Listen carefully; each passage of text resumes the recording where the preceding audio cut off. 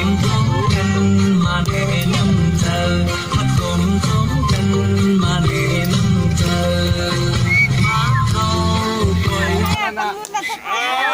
ขี่น้าปลาลงขี่ในโรงงานน้ำใส่เสื้อไทยลงในหนองเป็นเล่น บ้านใจบ้านห้ามใส่โอ้ย เป็นเล่นในโรงงานน้ำใส่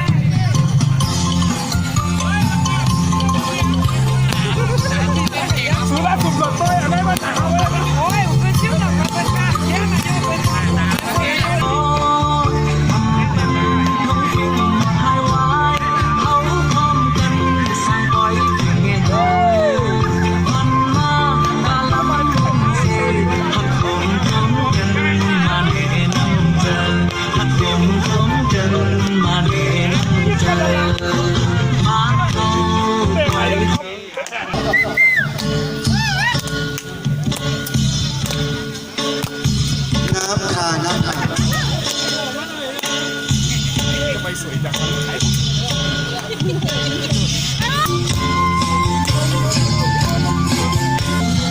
อย่าไปคืออะไรลูกอะดิถ่ายไว้หนึ่งเดียวเลย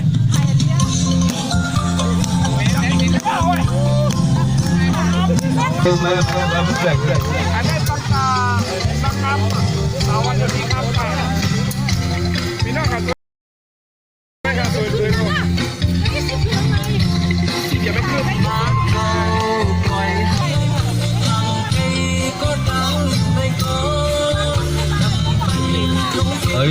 go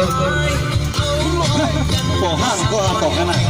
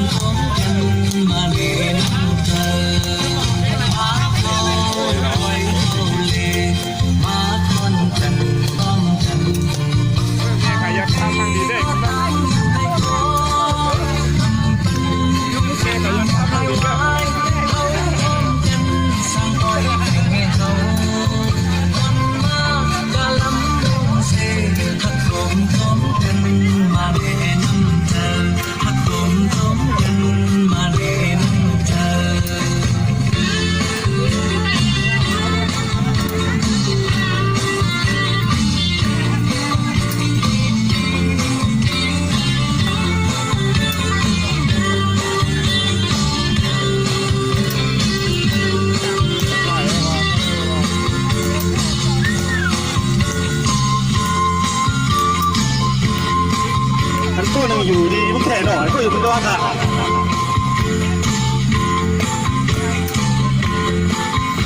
เต้นนั่นน่ะก็น่ารัก